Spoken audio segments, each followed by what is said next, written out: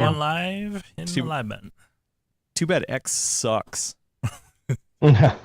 Yes. X gonna give it to you. X I, gonna I give it to cannot I cannot not think about that. Right? No. I No. don't know. It's burned in my head. Yeah. Anyway, are we live? We Are we are live? live. We're live. We're Hello, live. Hello. live. X is gonna give it to you. X What? X is gonna give it to us live here. We are back in the studio. Look, man, I miss this studio. I love this. It's a good studio. We were at LTX up in Vancouver, and then we took I took the rest of the week off. Hung out in Vancouver a little bit, and then hung out with the wife who was also on a vacation. But speaking of back, we got Brad. Brad's Guess who's back. I'm back. I have not been on vacation. I think technically I was, but Well, It was not a luckily, vacation for you. I'm just glad none of your beard hairs got singed. They look all intact. yeah, no, I look terrible. I haven't cut my hair in so long now. It's part of the reason I have that lower view going on, so you can't see the bald spot. No, you look great. Glad to have you back, and we have Elena, and you are also Hello. wearing a full nerd shirt. Nice shirt. I am representing today. Cool merch. Only we are not. I know. In full nerd uniform. I guess we're not company people. We're not nerdy enough. We need to create a version of the full nerd shirt that's a button down for you, because otherwise I feel like Oh, we're not do. going to wear we it. do. as often. have one. Yeah, it was a limited edition one. The problem is I don't like to wear it too often because it like gets super wrinkly super easy, and I Oh. yeah. I mean, I Very nice though. I can Very iron nice. it. Yeah, it is a nice shirt, but yeah, it's one of those things where like if I wear it into the office, by the time I get in the office, I'm like, oh crap, I feel so unpresentable because I'm all wrinkly. CR Poll in the chat says, who is this Brad? Brad Charkis, managing director? Wait, managing editor? What is your title? Executive editor. Executive editor. I don't know. You're the boss. the least executive editor you'll ever be. Oh, a full nerd leather jacket. Lewis Law says we need a full nerd. Oh, you know what? Ziv, full nerd lab coat. Funny. Who was I talking to? We actually have. Let me grab it real quick. Oh, we do. Oh, show and tell. It's funny because Adam said that he's like, the pre-show is going to be pretty short today. So as part of our original merch run, we made full nerd. What is it Apron? called? Apron. Yeah. So I do have a full nerd apron, and we do Wait, I have. can be barbecuing in that? Yeah. Yeah. could be. Heck yeah. Could be. Guys, you've been Represent. holding out on me. Well, no, this is from our old merch store, so we don't have this in our new merch store. So this, Well, I this is mean, limited edition. I wear it all the time. Is that the every time only I cook. one we? Is that the only one we have? Because I mean, I You may have one, don't borrow you? it for the summer. Which one? Do you have one? The apron? Yeah. Yeah, I have one. I cook Okay. it. I cook with it. every Yeah, time. I think Gordon has. I got a couple in, and technically that page is still live. So because I buy the mouse mats every once in a while too. So I'll give the URL. Ooh. Anyway, we also have PC World lab coats. So like actual legit. Back when we had a lab, we have PC World lab coats. It's in the other room. I don't have it on me right now, but Were any of you guys around when the lab was still around? technically yes. When I started, the lab was still there, but we didn't have lab people. Oh, it was awesome when it was in full swing. It was a cool setup. I've seen so photographs used to come on this thing, called a print. So I've seen a photograph printed of people in the lab working hard, which is kind of a fun little blast of the past. But anyway, yeah, welcome everybody. Are we holding up? Are the hamsters spinning? We got everyone in the chat today. Nice. Welcome, I hope it's the welcome. hamster wheel spinning. Yeah, not the hamster itself spinning. Well, they could be breakdancing. We don't know. That's true. True. Hamsters can do whatever the hell they want because they're so damn cute. So do They are cats. very cute. So are cats. Cats can, yeah, Do whatever they Yeah, want. I've always wanted to get one of those huge cat wheels, the hamster wheel for cats. I do too. Right? When Slack gained a lot of weight, I was like, do I get you a cat hamster wheel? Mhm. Will you actually use it? I didn't get one because he's so finicky that I was like, I'm not spending several $100s. So you just be like, yeah, no, thanks. They're expensive and they're huge. They take up a lot of space. But yeah. Anyway, I got coffee. We got most of the crew here, so I think we should start it because we got a timer ticking on Brad. He's going Yeah. to turn into a pumpkin. So yeah, I'm ready to go whenever you are. Let's Will. do this. Let's do this. What are we even talking about? Oh yeah, okay. In this episode of The Full Nerd, Brad returns, AM5 DDR5 goes to 8,000, and RIP. RIP. Okay, all right, here we go. In this episode of The Full Nerd, Brad returns, DDR5 on AM5 goes to 8,000, and RIP Nook.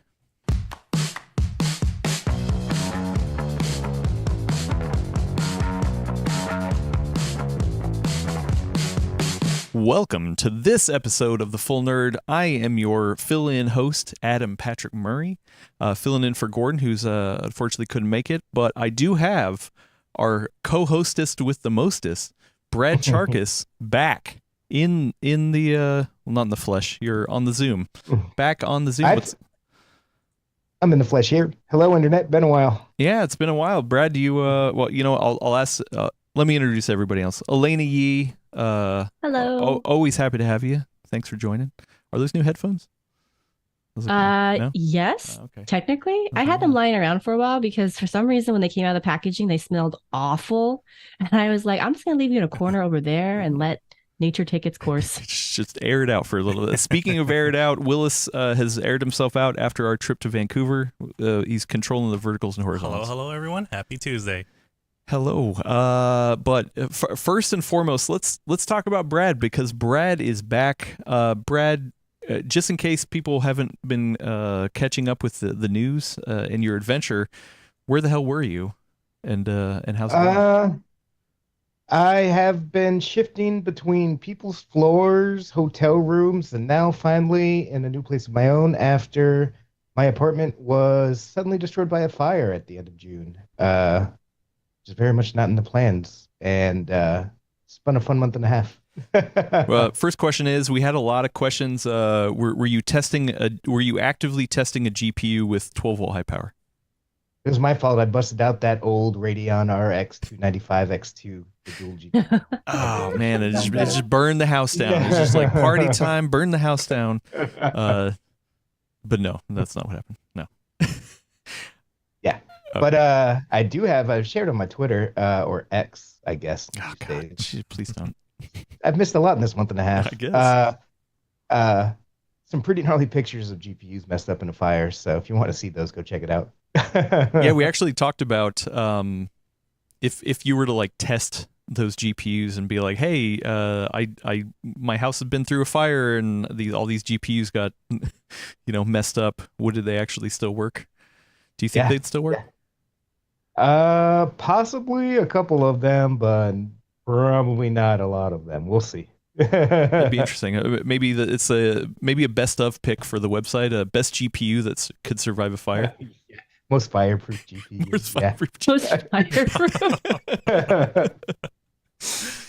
They could be the water cool ones, but it's not.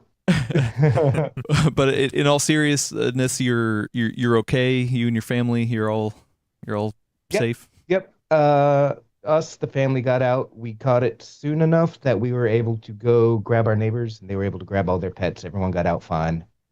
Thanks to everyone's support on GoFundMe and elsewhere. All the Twitter messages I've received, they were huge. It was a really rough time for me. Just getting y'all's messages meant a whole lot. The GoFundMe support, without it, it's already mostly gone. We would not have been able to get out of hotels so quick. So I'm still struggling to get paid from insurance. And it's also managed to help me help my neighbors out who are also displaced by this fire. They were hoping to be in by August 1st, but that got postponed at least a month. So I'm also helping them out, keeping them with what they need. So thank you to everyone who helped out there. You're helping a lot of different people's lives. I can't, sorry, choking up a little bit. Sounds like a cliche, but it's really true. I don't have words to express how grateful and how much it means to me. So thanks to all y'all. Well, I'm just glad you're safe, and I was appreciative that you were able to help out your neighbors as well. A lot of people in Discord was like, "Dang, Brad's a stand-up guy. He's able to help out people in need as well." So, yeah, good on you, man. Trying. We're all friends. Got to watch out for your homies. I'm so glad you're safe. CR Poll in the chat says, Brad, there's easier ways to get your computer system upgraded, right? which we talked about it. This is actual thing. Whenever you're ready, we can talk about getting you new system, new setup, stuff like that. But your test bench as of right now is destroyed, right? Like My test bench, my desktop PC, I'm pretty sure is fried. I haven't plugged it in yet because I've had enough other stuff to do that I don't want to plug that in and rage about it when it doesn't turn on. So I haven't tested my desktop, but it got pretty wiped out from water damage. Because the thing you don't really realize, there's a fire. The whole, like my bedrooms and other areas upstairs were destroyed by a fire. But then they had 5 or 6 different fire crews in there pumping water in it because I live downtown and they didn't want the fire to spread. Glad they were there. Love them. They were doing their jobs and did it well.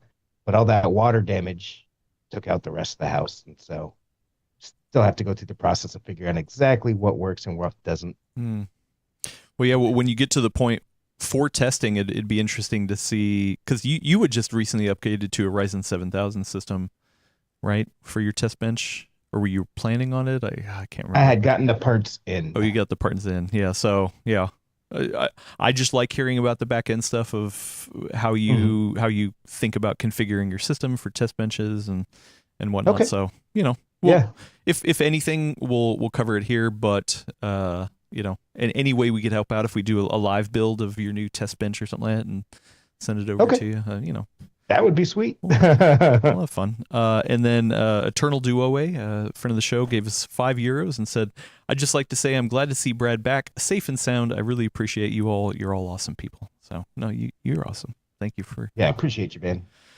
Yeah, no, I'm definitely glad to have you back. Not only are you a co-host here on The Full Nerd, you're also the guiding light on PCWorld.com. So... which is kicking all sorts of butt, so be sure to check the website. Turned out the guiding light this month was a blazing fire. What is that light in the distance? No, don't go that way. It's a fire. A little toasty. Yeah. I'm just hoping these northeastern floods stay away from me for today because I'm sick of whatever elements Earth wants to throw at me. I know, right? When we were planning for LTX, somebody was like, "Oh, aren't there a ton of fires in Canada right now?" I'm like, "Well, actually, luckily, Vancouver's on the west coast. I didn't see a fire. Did you see a fire in Vancouver? So I don't think it's that far over, luckily. But yeah, speaking of which, Willis and I were in Vancouver for LTX. We got a question in the Discord from friend of the show, Liquid R. Big props to Adam and Willis working hard at LTX. Thank you. It was a good time. Great job too. We missed out on Gordon's hardcore energy. Hope he's better. And yeah, I wish Gordon was there. It could have been fun to have him there. I definitely was like, oh man, Gordon would have had fun there. And unfortunately he couldn't. But the question is, with how jam-packed your interview schedule was, did you have an opportunity to enjoy LTX outside of the cool people you interviewed? First off, I'll say, yeah, like, man, I'm still floored. I got a chance to interview all those awesome people when we were setting up the schedule ahead of time and, kind of figuring out topics and all that stuff. Man, it was just awesome. We had a lot of good talks. If you haven't had a chance to watch the interviews on YouTube, there's a playlist with all the interviews in there. It was a damn good time. And I love the topics. I love the guests. Like, I'm still catching up on them all, but it's good stuff, man. The guests, the lineups are great. It was awesome, yeah. And props to Willis, the one-man show, controlling the verticals and horizontals on the back end. We had never done anything like this. I've talked that I would love to do something like this for a while, and it was funny because we've always done Full Nerd episodes live from trade show. Oh, I shouldn't say always. We've only done 3 now so far, but I like doing those live Full Nerd episodes from a trade show. And after the one we did at Computex, I was chatting. I was actually on a flight with some Asus people on the way back, and we were chatting about it and stuff. And I was like, man, I would love to just do a huge stream, just interview people and stuff like that at a trade show. And they're like, well, funny enough, we have a spot open at LTX. Do you guys want to come do it? And I was like, oh, okay, let's do it. So thanks again to Asus for sponsoring that and giving us space in their booth to be able to do it, because we definitely took up a good portion of their booth just to be able to do this. But It's a nice looking booth. yeah, no, it was a good time. But yeah, we did get to enjoy some outside time other than the trade show. So we got there Wilson and I got there on a Friday, which we pretty much took the whole day to set up that Friday. And then when it opened on Saturday, it was pretty much back to back the whole day. So It was a long day. yeah, it was a long day, but a lot of cool people. Then Sunday, we obviously had the interviews, but then we had to tear down. Willis went back Monday, but I stayed till Wednesday. So we got some outside time. I hung out a lot with Ian, hung out a lot with Braythorn. Props to Braythorn for putting up with me. We hung out a lot. Got some breakfast with Carrie, the Fox, Braythorn, a couple of his buddies. We actually ran into Wendell at that breakfast too, and so, Awesome. yeah, got to see everyone. Super cool. And I got to say a special thanks to Jeff from Craft Computing. He gave me a beer glass and a flask. It's super cool. I don't know if he sells these flasks. That's cool. But yeah, I was just like, I washed it out. I haven't put anything in it, but I was just like, dang, now I feel fancy. I got a flask. Should have put your coffee in it. I know. I should have put my coffee in there. I don't know. Maybe it'll start tasting like metal. And then thanks to Pedro who was out there, and he gave us PCMR shirts. So I got this extra one for Gordon. And I got a couple other goodies for Gordon when he gets back. And yeah, everybody who was stopping by the booth was like, "Hey, where's Gordon? Where's Gordon?" And I had to be the bearer of bad news that he wasn't there. But everyone was super nice. Had a really good talk with I can't remember, his name's either Joe or John. I think it's Joe. But he's an EMT, and like he ended up hanging out at the booth and just had a real good conversation. And it was just cool to be able to meet people who were listening and watching the show for years on end. And, That's dope. so everyone was super nice who had came up, and I was able to give out some free shirts too. So hopefully those shirts work out because I didn't have many sizes. So How are the vibes at LTX? That always kind of seems like the original PAX kind of vibes, but for computer hardware to me. I've never had a chance to go up there yet. I feel like I got a lot of different opinions because for me it was the first one of LTX specifically. I've been to many PAXs and E3s and Comic-Cons and trade shows, of course. It's definitely not a trade show kind of vibe, even though there was more vendor booths than I expected. Like I actually did run into a lot of vendor contacts that I never talked to. Got to meet the guy from Signal RGB, who hopefully we can have a chat with sometime. Fractal was there, MSI, Intel, NZXT, Tony from Silverstone. That's why he came on the show a couple weeks ago. Awesome. So yeah, Nvidia was there. So yeah, a lot of cool people, a lot of cool booths. We got a little bit of time to walk around and do some stuff, but like Saturday was like jam packed, and it was just like wall to wall like of people. Sunday I felt like it was a little thinner, but yeah, I mean there was just like experiences everywhere. Like across from us at the Asus booth, there was it was like either like a troubleshooting or like a building kind of thing, and a lot of the LTT people were like helping people work on PCs there. That's cool. Yeah, on the other side, Rad. yeah, on the other side of us, oh god, I can't remember who the booth was, but they were doing like a blindfolded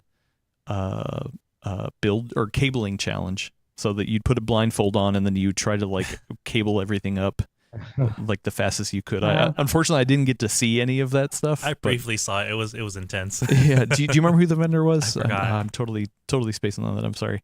But yeah, like and a lot of maker stuff too. I was surprised. Like there was a lot of like 3D printing and so I mean Framework was there. But yeah, a lot of maker stuff, which I'm not really steeped in that culture that much. But there's a lot of fun stuff. That sounds there. rad. I might have to check that out one of these years. Yeah, and then I remember I had a break.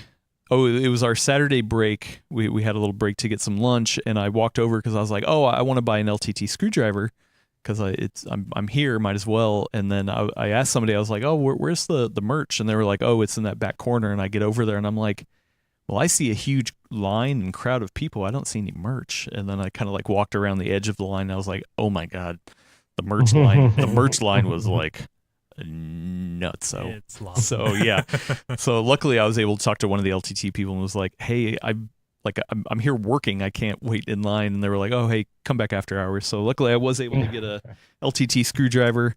But then right next to it, you could actually pay to build your own. I don't know if you guys saw this or not, but I saw some tweets about it. Yeah. So like funny enough, you actually pay more to build your own, but they had just like parts. They had just a big bin of parts, and it had the end part was a separate color. The handle part was a separate color. This little extra ring in the middle was a separate color, and then the shaft part with this plastic part was a separate color. So like you had an option of 4 parts that you could mix and match color wise. That's fun. Yeah. So I actually ended up making. I made one for the set because the one that we've used here is Gordon's personal one, so he always takes it home, and I'm like, oh crap, well we need one for the set, so I made a PC World red one. Nice. I think this one turned out pretty good. Willis, you made one. Yeah, I got a pretty colorful one right here. I made a mistake actually. I didn't know because I didn't know what I was doing, and so I chose the wrong ring color. So it actually just matched the handle, so it's just all purple right here. Oh, that's fine. I think it still still works out. Knurling. Oh yeah, the knurling is this part right here, the feel of it. Yeah. Gordon's favorite part of the LTT screwdriver is that knurling. It just feels so good. It's got a grip to it. Anyway, yeah. So I we were able to make a couple, and so you pick the parts, and then you go from machine to machine, and they had people there like guiding you through how to like put it together, which essentially you're just kind of like putting each piece together and then really pushing it in there so that it stays. And yeah, no, it was a good experience. It was fun. Part of me wishes I could be there to just experience it and have fun, but also like, what I was doing with the interview stuff was just like awesome. That's part of the reason why I have PAX East up here and I haven't been 5 or 6 years, because I'm like, man, I feel like if I go I should be working in some way, so it's kind of weird. I know, right? Yeah. Yeah, somebody was like, "Oh man, you must be so tired doing all these back-to-back interviews," and it was definitely tiring and grueling, and like production stuff on the top of mind. And the very last interview, I choked on some water, and which is like, oh man, like Eber and Jared were super nice about it, but they're like, "You okay?" And I'm like, "Yeah, I'm okay." So let's talk about laptops. But it was fun. But then also, I was like, at the same time, this was nothing like a normal trade show. I wasn't carrying around 50 pounds worth of gear from appointment to appointment, and just like physically, it was night and day. I was like, oh, this is great. My back doesn't hurt at the end of the day. So it was much better that way. So yeah, it was a fun time. I would love to have both of you there. I think you would both like have an awesome time.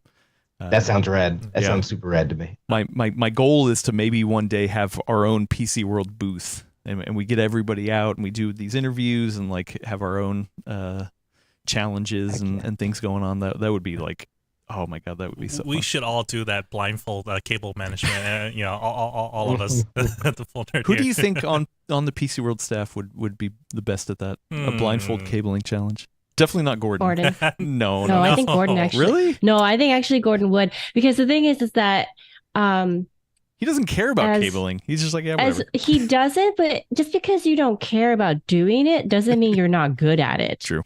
And he has so many years of experience with building PCs that I think he probably could pull that off without like even batting an eyelash.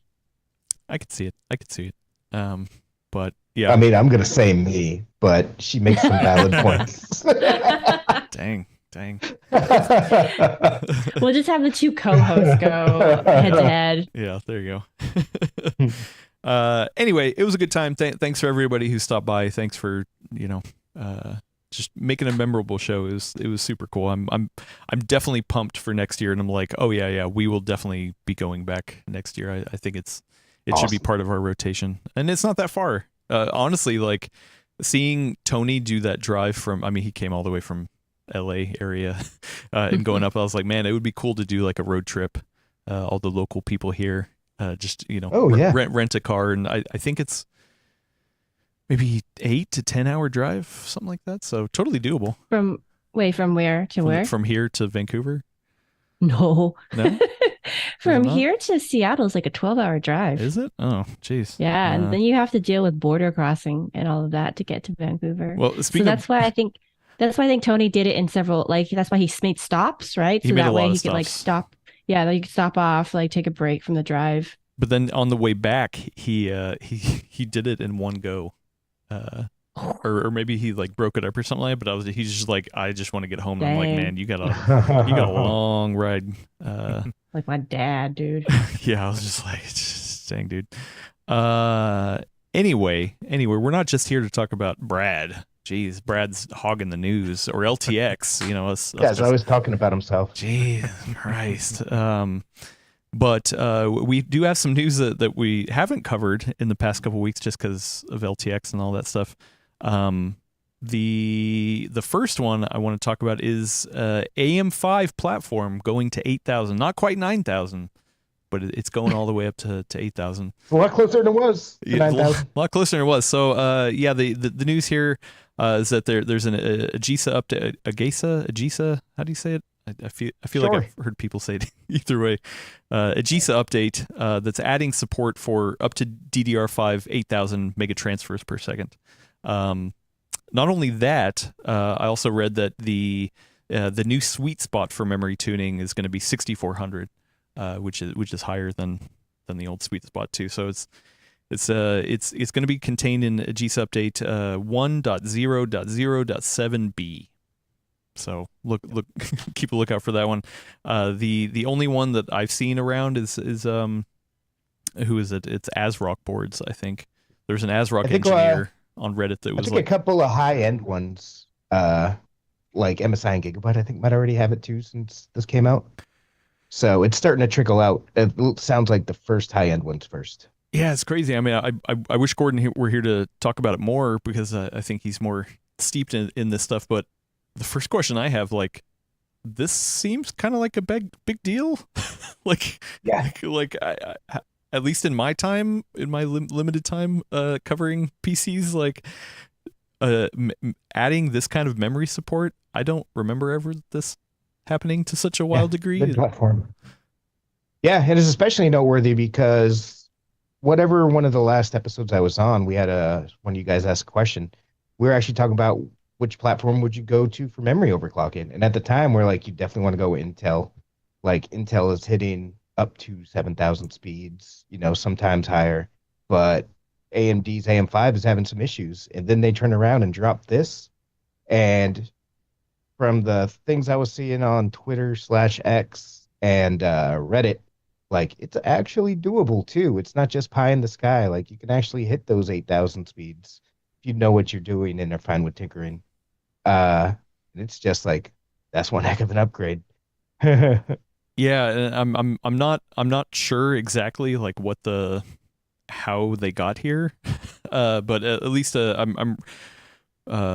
linked to an article from who is it? Aaron Klotz at Tom's Hardware who talked about it. The link is in the description. But I guess the ASRock engineer on Reddit was talking about there's a new setting called DDR5 Nitro mode that alters some of the timing parameters inside the memory controller for Ryzen 7000 CPUs to enable higher frequencies. So it sounds like this is something that AMD's been able to be like, hey, you know what? We're able to push it higher. We get more comfortable sweet spots, but then also if you want to go to up to 8,000 and obviously there's a silicon lottery between the CPU, the motherboard, and the RAM to get the highest speeds, but at least it seems more doable than it was in the past. So yeah, no, that's great. That's the kind of thing you usually expect to see with a new generation. It's right. very noteworthy that they're just able to push out an AGESA update, firmware update to make this happen. Yeah. Good point. I didn't think about that. Like they could have had this be in whatever Ryzen 8000 is or whatever the replacement is, but they were like, oh, you know what? Actually, we're comfortable doing it with what Ryzen 7000 has. So yeah. It's funny. I mean, the memory stuff. Like me personally, on my work rig, like I definitely prioritize stability. So I'm not a memory overclocker. I'm like, okay, you know what? What's the safest comfort zone that I can get for stable work environment? I got burned real bad on 12th gen Intel with that stuff. So, Elena, are you anyone that likes to overclock RAM, or are you just like, you know what, let's XMP or Expo and done? You know what? XMP, Expo, all of that, it's very easy. I don't have to worry too much these days because I have so many systems at my house. I don't really have the energy to be messing around so much with them. Yeah, it's funny. It's one of those things where I feel like I'm more in the camp of undervolting rather than overclocking, but I don't think there's such a thing as undervolting RAM, but who knows? So I don't really get into that. But Brad, especially for your testing rig, RIP, we'll get you a new one. For your testing rig, how do you usually come to the appropriate RAM speed for your GPU testing? I usually stick with stock XMP speeds for the testing too, because I'm trying to not make it so wildly out of touch with what a normal person would have. Like, I'm not striving to get that last 2% of this GPU in the right circumstance. Might be 2% faster if I do this. If I was testing APUs or something like that, that's when RAM speed matters more. But for me, I'm also these days an XMP and forget it guy, which is a huge difference from back in the day when it was like trying to get your memory going as fast as possible so you can run some badass RAM disks and whatnot. Now it just kind of works. Yeah, you make a good point. The place that I see it the most is, in like the handheld scene, because a lot of those are APUs or laptop based chips. So shout out to Kerry the Fox, who was an awesome interview, awesome dude. Got to hang out with him some, super cool. But yeah, he was definitely getting into like, oh man, the faster speeds on these handheld gaming devices definitely makes a difference because of that shared memory pool. So I feel like there is probably the place where I would personally care about it the most. But so yeah, that'd be a fun road to go down, actually. Right. But anyway, yeah. If you're into following the adventures of the blazing edge of 8,000 speeds on AM5, I highly recommend, if you're not already following him on Twitter, if you're still on Twitter or whatever they want to call it these days, Buildzoid. You might know him from Gamers Nexus different videos back in the day. He's an extreme overclocker who is extremely knowledgeable, and he's been spending a lot of time playing around with these new speeds and posting results, and he's working on a video now. So go follow Buildzoid on Twitter. Buildzoid1, it might actually be, or actually Hardcore Overclocking here on YouTube. Yeah, no, I'd be interested. Like, it's something I want to talk to Gordon about. Of like, hey, how much practically? Because I feel like when Gordon reviews CPUs, like, he has a specific way that he tests it, and he usually tests with whatever platform sweet spot that is. So if I remember correctly, he tested it at 6,000, Ryzen 7000 at 6,000 when he tested those. But I would be curious to go back and revisit some of those practical benchmarks to be like, okay, well, sure, we know the benefit for gaming, but other things like content creation or web browsing, like, would you actually feel a benefit? That'd be fun. So anyway, cool stuff. Just something to kind of watch out for.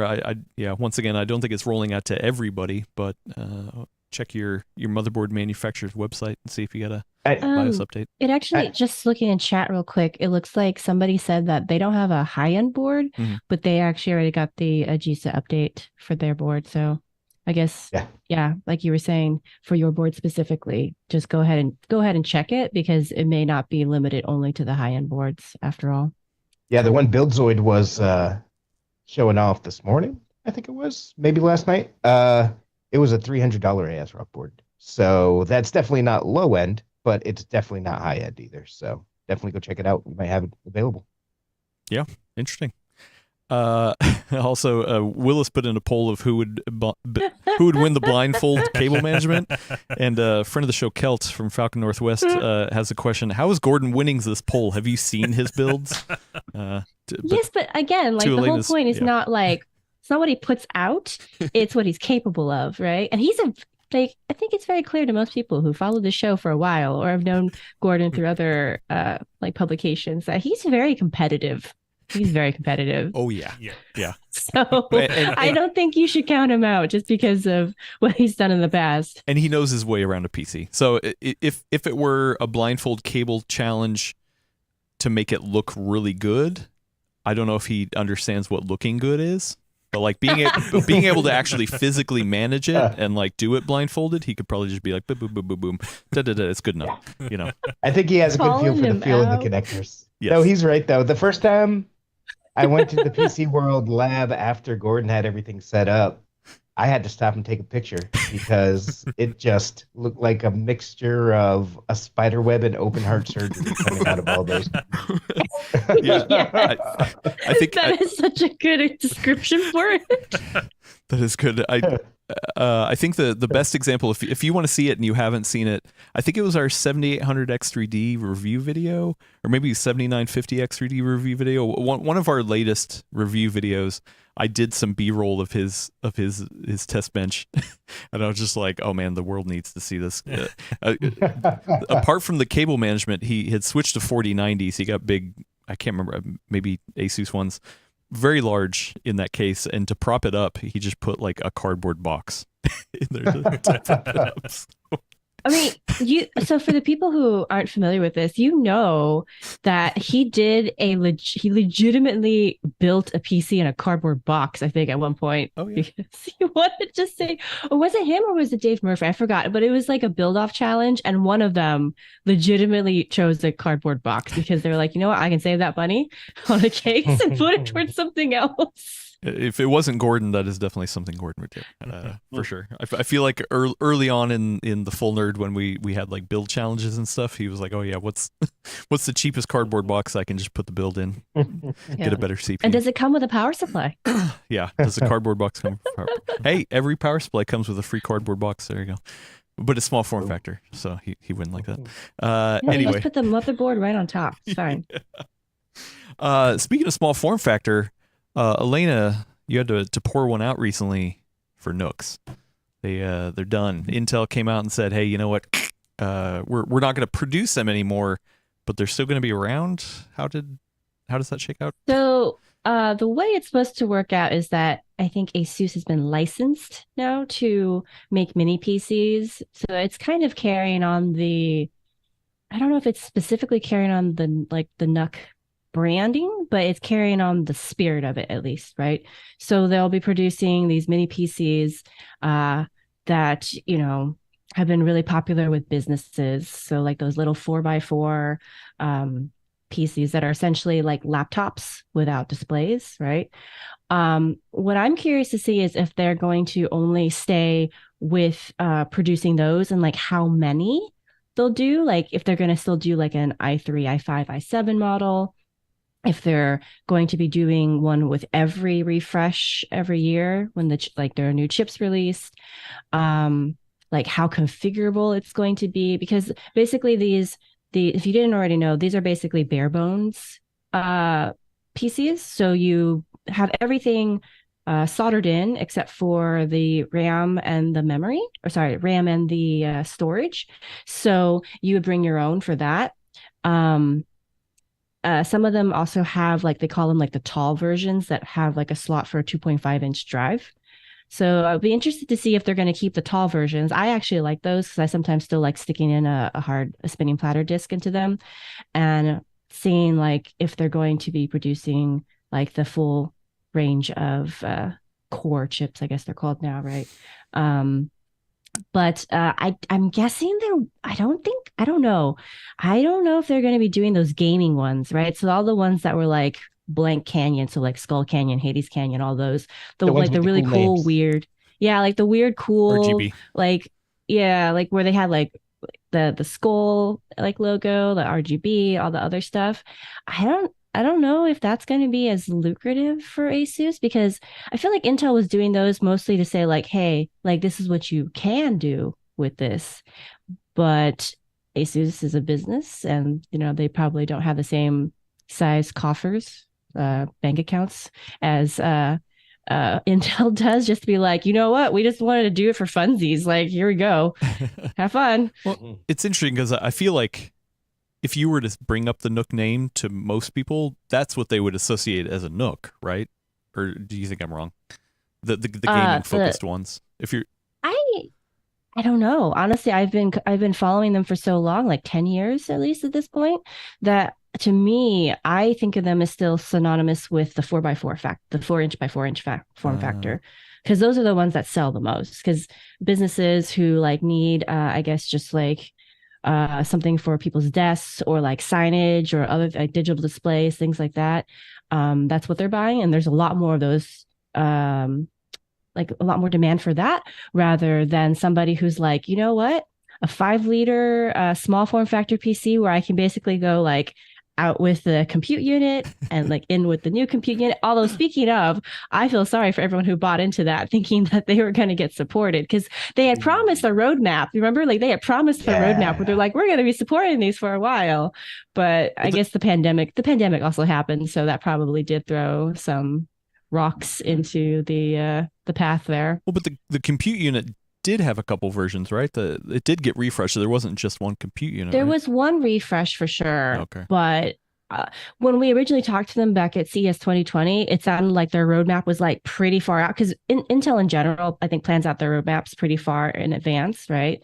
But my guess is what happened is that you had the pandemic and then now we have the whole inflation thing and a lot of businesses are pulling back on things. And so I think my guess is that I don't think it was necessarily on the chopping block, but because of the circumstances, a lot of companies are just looking at projects they normally would have supported for fun and being like, okay, like that has to go because we need to make our numbers and we need to, you know, make our balance sheets or whatever they're called look good for our shareholders when we, you know, present at meetings that we're taking steps to, you know, make sure that we're being financially responsible. Yeah, Intel's definitely in that mode right now. They just cut out their server products and a bunch of other stuff too. Yeah, it's really unfortunate. So do you think that's the end of the compute unit specifically as well? I mean, I don't know because I mean, when I asked them, I think the official word was that, you know, they'll continue to support their products through the date that they gave, right? But I mean, it's not different. I think in spirit, it's not different than like Alienware when they produced those systems where they said, hey, you can upgrade this later. And then, you know, it didn't really come to pass because business plans changed. And so which they got sued over. They did. I don't know if Intel would get sued over this. It depends how litigious somebody's feeling, I guess. But as you said, they did get at least one upgrade out of it. I came off of a very eventful vacation weekend, so my brain's a little stuck in that mode. Sorry, but I can't recall if there was 2 generations. I know for sure there was the one. So practically speaking, most people wouldn't have upgraded, but there is at least that one gen. So technically, they fulfilled that, I guess. Interesting. Well, I mean because small boxes like that is not just the Nook name. I mean, obviously, there's a lot of companies like Minis Forum and B-Link. I mean, those are hot items, right? Tech. Yeah. I mean, but that's not a Nook. What is it? What are those like small computing devices? They call them something like that, but everyone just calls them Nooks. Yeah. That's how synonymous it is with the name. Interesting. Yeah, it's almost like Kleenex, right? Yeah. Yeah. So then, yeah, we got to. Fun fact: if you ever use Velcro, if you actually say, "Hey, you just Velcro these things together in an article," you will 100% of the time get an email from their PR department saying, "Hey, you mean, you know, fasteners strips? Velcro's a brand name." Yeah, plastic hook things at a microscopic level. Yeah. So the next question I had is from friend of the show, IB fan 814 in the chat. Didn't ASUS announce that they were taking over Nook support? So 2 questions there. I mean, support is one thing. I mean, they're not going to support old generations of like Skull Canyon and stuff like that, right? Well, I have their statement here if you want me to read it. Oh, please. Yeah. All right. The statement is under the proposed agreement, ASUS will receive a non-exclusive license to Intel's NUC systems product line designs, enabling it to manufacture and sell 10th to 13th gen NUC systems products and develop future designs. This will enable ASUS to provide product and support continuity for Intel NUC systems customers and ASUS will establish a new business unit called ASUS Nook BU. Yeah, it's pretty open-ended, but when I read that statement, I interpreted it as more of support in the sense of like, hey, something's wrong with my board, and they have to issue like an RMA. So there's a product that they can potentially issue for that or help you with. But support in the sense of like continuing development on like very niche products like the Skull Canyon, Hades Canyon, et cetera type products. I don't know if it extends to like that. Especially because it's non-exclusive. Yeah, that too. So we could also, that's another thing too, I forgot to mention, right? Where it's like, it's not exclusive. So we could see other people come in, like, as you were saying, like Minis Forum, like maybe they decide they want to pay for the license and become like an official part of the whole like Nook branding, as opposed to producing their own similar product, but, you know, not part of that umbrella. So, I mean, and I feel like with, obviously, we don't know the exact details of Meteor Lake, but obviously one of the big talking points is like, hey, the fact that it's kind of moving to a hybrid architecture and probably like really pumping up their graphics abilities on the package. I feel like that's going to breathe even more life into those kind of small boxes, where AMD has definitely been kind of the big driver there. Like then Intel is hopefully gonna push in there. Or are you excited for what's gonna come in that space with hopefully Meteor Lake? I've always been looking forward to the idea of a mini PC that could be powerful enough to like really fill that kind of gap between somebody who needs like I think I'm understanding your question correctly, somebody who needs like a full gaming PC and somebody who doesn't need any gaming at all, right? Mm-hmm. So like in the APU space. So I actually, Brad's like, where's the article, Elena? I've been gathering data on like energy consumption on a bunch of different PCs, like different ranges of gaming PCs with, you know, lower end graphics cards, you know, my 1080 Ti, and then an APU and things like that. So having something that would be like, I would love to have something to fill that slot where it's like, it's not quite the 5600G APU, because that's what I call, in my head, I think of as a full fat processor, right? It's like a full socketed processor. To me, it'd be really interesting to see something like the Nook where it's running more of a laptop processor, but paired with more of like an APU style set of graphics. Like I would love to see that, because there was that version, that Nook, I think it was that Hades Canyon, the one that had the Kaby Lake G part in it. Like that one was super interesting. Like I was able to play. I was able to, I think it was Hades Canyon. Okay. I think it was, I was able to, if I remember right, I was able to play like PUBG at 30 frames per second. I think maybe at 720p or something on it. Like that was pretty neat. Like, yeah. So, and like the form factor is, you know, like video, I'm going to date myself here, but video cassette tape, VHS tape, sized. And so if you could get that even smaller into like a 4x4 with better energy consumption and better just general, you know, computing power than 5 years ago, that's 2018. I think that's pretty cool. But again, it's a very small, like mini PCs in general are a very small portion of the market. So this is very much for me, an enthusiast type, you know, that's neat kind of geeking out sort of thing. And I get why most of the mini PCs and like the Nooks are very geared towards just basic, almost like laptop style applications, right? You're just getting a 15-watt processor with, you know, enough graphics to push to like maybe 2 4K displays at most. And that's about it. A company buys 100 of them and sends them to the cubicles. Right. Or Skillet Pan in the chat says, I was going to get a Nook, or if I was going to get a Nook, I'd want it as like a TV box. So. That's what I originally used mine for when I was playing around with one, you know, 10 years ago at this point. I think it was like a Broadwell one. Like, I still have it. Nice. It's still more powerful in my opinion than like a Roku stick. So it works really great. Yeah. I actually have to get going, guys. Yeah. I was going to say, nice talking with y'all. Glad you're back, Brad. We'll see you next week. Thanks for I'll be here. Thanks, Brad. Cool. Thank you. Elena, the next question I have is so one of the sticking points, especially for recent Nooks, was the price, right? And the fact that you kind of had to a lot of times bring your own parts to it, and that kind of turned a lot of people off, being like, oh, well, at that point, either I'd get a laptop or buy some other solution or build a small form factor box or something like that. If somebody were to look at this and be like, oh man, wow, they're going to start selling these at fire sale, maybe.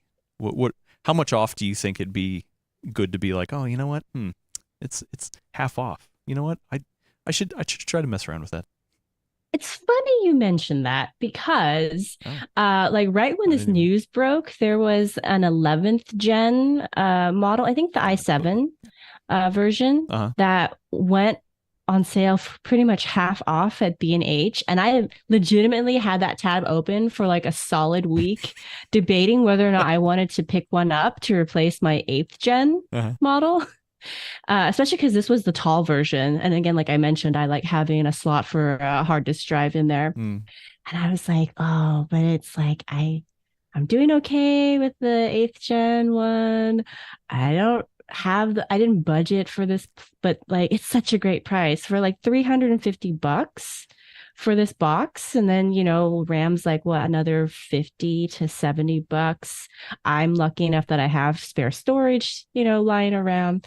So the outlay would have been at most like $400 to $500. And I was like, oh, that's a pretty good upgrade. Like there is some significant compute power differences between 8th and 11th gen. So, and then I sat on it too long and it went up by another $50. And I'm like, nope, it's over. Oh, my deal hunting blood is cooled now. Oh, you're like, no, you know what? Yeah, not worth it anymore. But yeah, I would say in that $300 to $400 range is especially for a newer model. So like I wouldn't go older than 11th gen. And honestly, part of me is like, I want to wait for 12th or 13th gen, but in that age range, it's getting something to the $300 to even $450 range, I think is quite good for a NUC, in my opinion. Huh.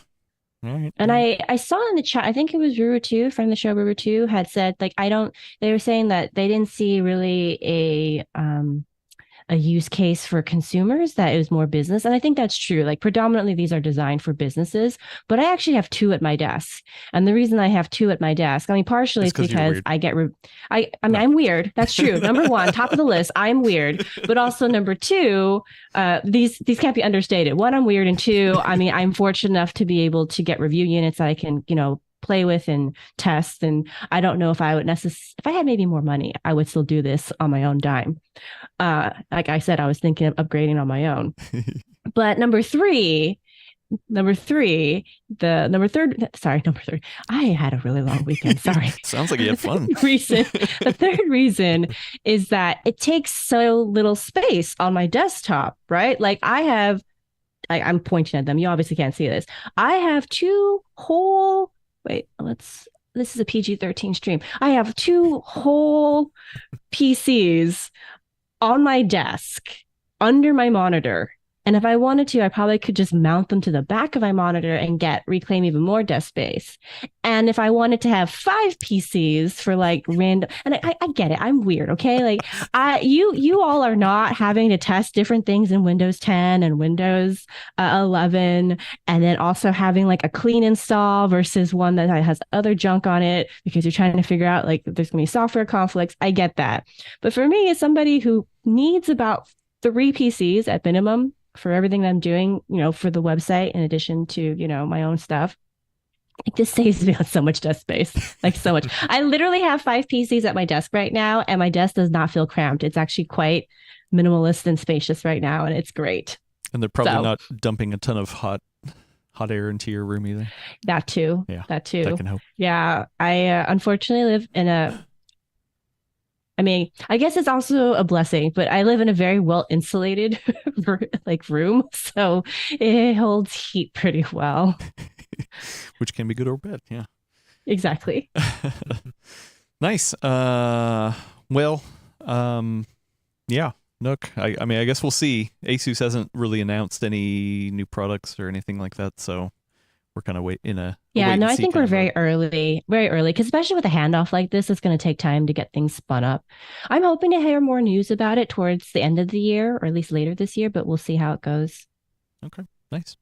Well, yeah, that's the major topics. I think we should move over to Q&A. But I do have a question that just came in hot off the presses in Discord. That is news related. Friend of the show, Dark Helmet says, "Is Robert Halleck a traitor for leaving AMD to join Intel?" He says it's not a serious question, but I was like, wait, Robert Halleck went to Intel, and now I'm looking on Tom's Hardware. 13 hours ago, there was an article posted. Ex-AMDer Robert Halleck joins Intel as Senior Director of Technical Marketing. This is breaking news to me. That says a lot. That like he got his own news story about his move. That's cool. That is a big deal. I mean, it is. Yeah, let me read the article real quick. They say he's going to be the new Senior Director of Technical Marketing. I'm not quite sure if he's replacing somebody or if that's a new position, but it says Halleck will focus on AI and consumer processors as part of his new position. So if you didn't know, we've actually had Robert Halleck on the show before when he was at Intel, speaking about processors, and it was always great to have him on. He actually did some... when he was at NVIDIA or Intel? I'm sorry, at AMD. Too many companies in my head. AMD. Yes. I also apparently can't get it right. His previous role at AMD, he has been on this podcast called The Full Nerd several times to talk about CPU-related topics.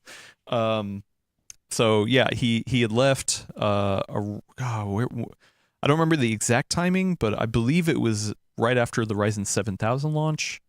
So I think he helped kind of usher that out the door. I actually don't believe we interviewed him for the Ryzen 7000 launch, now that I think about it.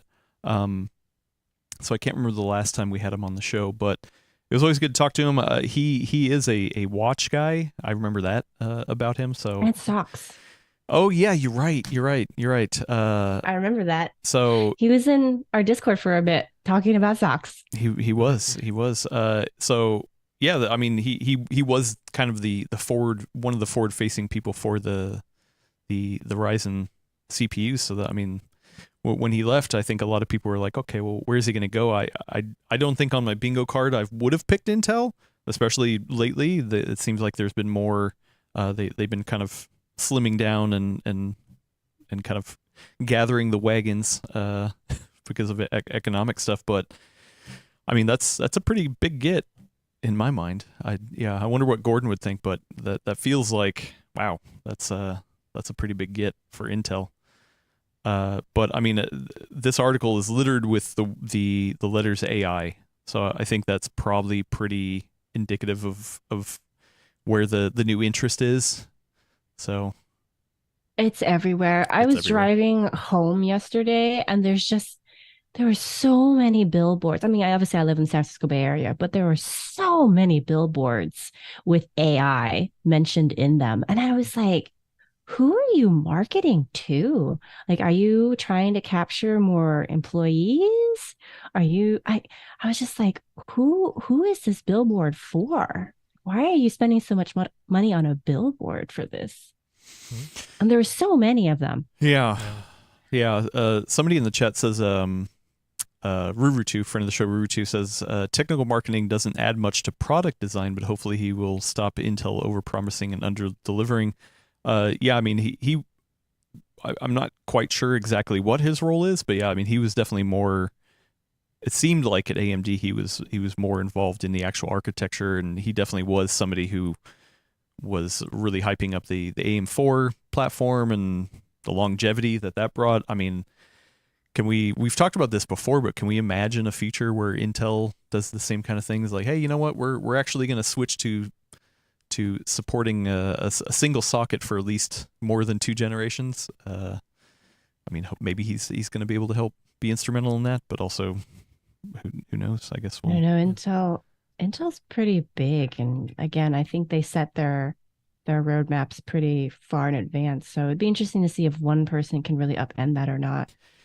Yeah, or if maybe he saw what Intel has coming and he's like, you know what, I like what I see and I want to be in on it. Yeah, at the end of the article, they point out Intel's holding the annual Intel Innovation Event from September 19th through 20th. It actually happens here in the Bay Area in San Jose, so we will be there.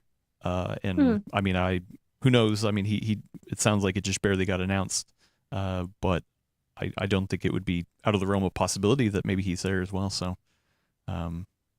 yeah, I mean, AI is obviously going to be a big push. So, who knows? Maybe he goes on stage with Pat and he's like, AI. I'm here to talk about AI. So for a second, I thought you were doing the old McDonald EIO. AIAIO with an accelerated processor here, an accelerated processor there. It's the new nursery rhyme or whatever it is that you teach your kids for the modern era. Like Adam sings it to his cat. Yeah. Lindsay's a preschool teacher. I'm gonna have to tell her to get the kids in early on AI.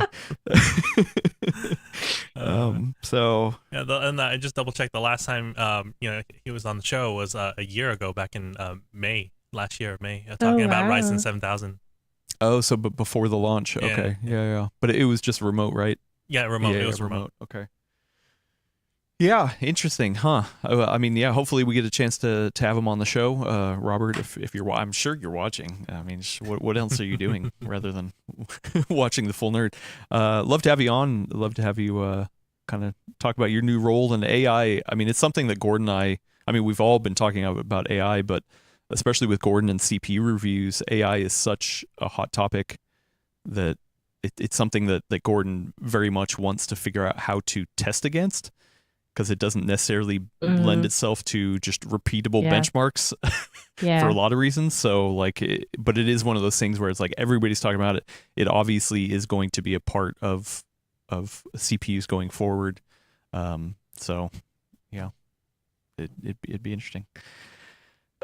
So breaking news. Thank you, who was at Dark Helmet, for breaking that news and giving us our first question. Oh, you know what? I didn't mark this one. Do you have one lined up? Because I did see one related to the NUCs that I was going to cover. Oh, please. So I just went past it. Sorry, 1 second.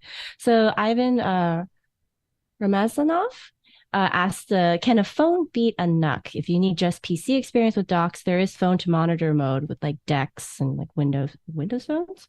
I thought those were dead. Windows phones are dead.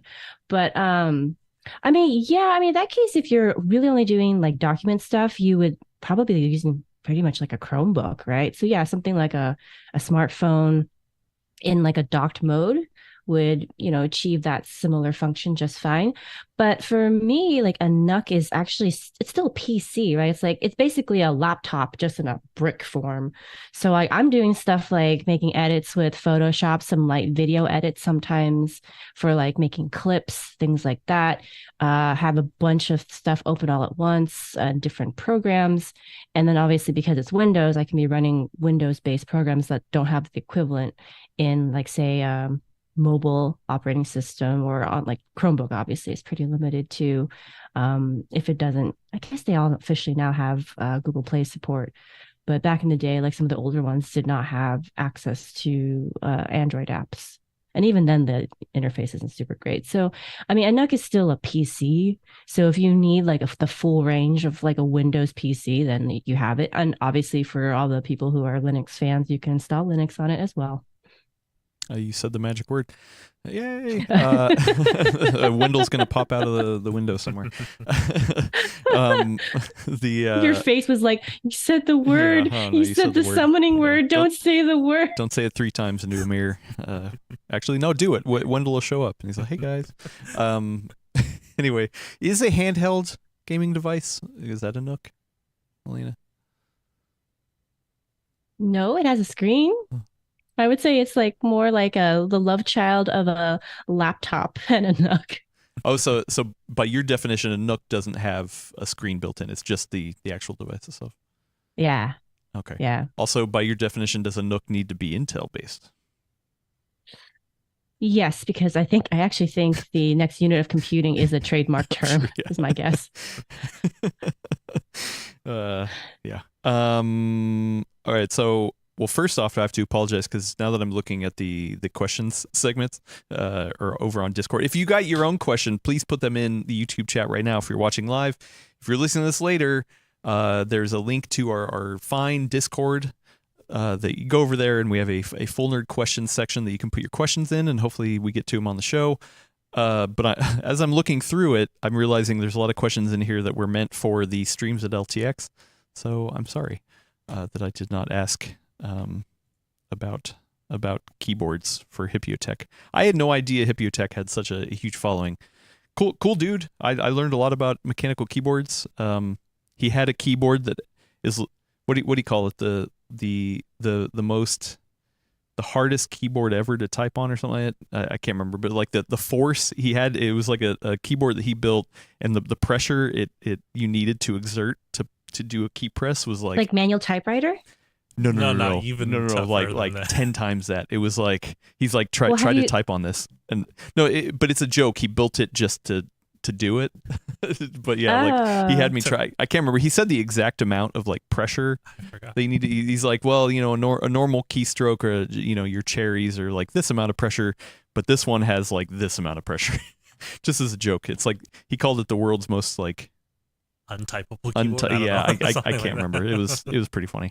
But no, it was good chatting with him. All right, the chat's gonna fill me in on the what it is.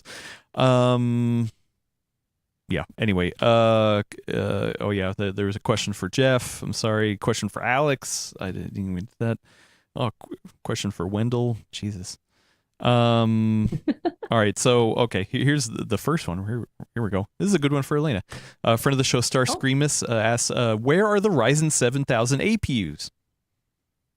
I don't know. I have the same question. Yeah. Well, hopefully I am not privileged to insider information, and if I were, I'd be under such strict NDA I couldn't tell you anyway.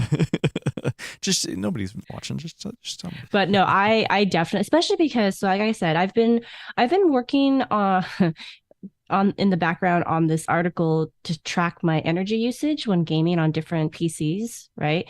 And so right now, my current favorite for energy savings has been the 5600G. But I desperately want better graphics because that's RDNA 2, like the power right? consumption, huh? That was RDNA 2 based, right? Yeah. Yep. So, I mean, RDNA 2. Wait, no, is that RDNA 2? I think that one might have been still Vega. I don't remember anymore. I'm sorry. I'm really messed up from this weekend. I was up very late for a lot of days. Dang. Share the stories. But the power consumption is great. But I just would really love a little more kick, even though I'm only really playing Overwatch on it. But there's something. So everyone makes fun of console gamers, right? However, I still have standards for how my graphics look. And when it shows me like a cutscene and everyone's just kind of like a kind of pixelated, blurry mess because it's saving on like, you know, how much, you know, is needed to create that scene, it hurts me inside. It hurts me a lot inside. Like, I like the energy savings, but I don't like that part. So I would prefer an enhanced experience on that. Yeah. Well, okay. So yeah, the chat corrects us. It is Vega. So I mean that's correct. Oh, so it was the Steam Deck, I think, that had RDNA 2. We've obviously moved on to RDNA 3. I mean, these new laptop processors, like Ryzen 7000, is awesome. I mean, I've been playing still on the ROG Ally, and it's just like, man, if you could get that in an APU, like, man, yeah. Right. I wonder what the holdup is. Oh, you know what? I wonder if it was memory based. So I wonder if being able to unlock these higher memory frequencies is related to that. You know, maybe that's what they were waiting for. I don't know. Honestly, my guess, again, I'm not privy to any of this. It's just wild shot in the dark here. But my guess is that given how slow the release of their products have been in general, I'm guessing that, you know, maybe it's supply chain, maybe it's like personnel, just like the resources seem a little bit more limited somewhere.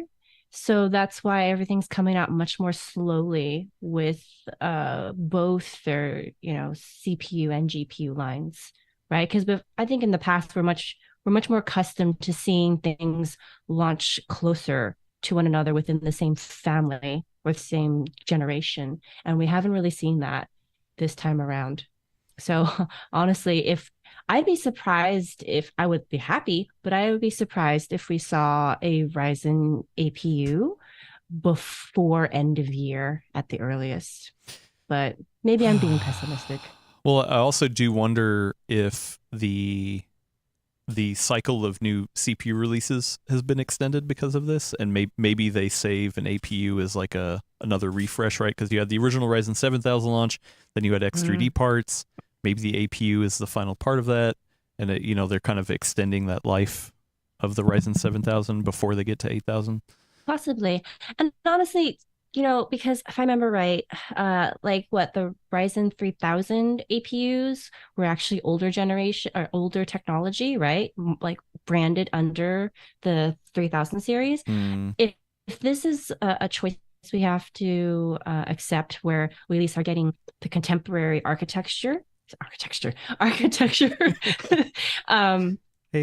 just later on, I would much rather have a part where I'm like, yes, okay, I'm actually getting a proper technology upgrade. I just had to wait longer for that, than them saying like, oh, like we basically did like a refresh on this, older architecture and like released it with this.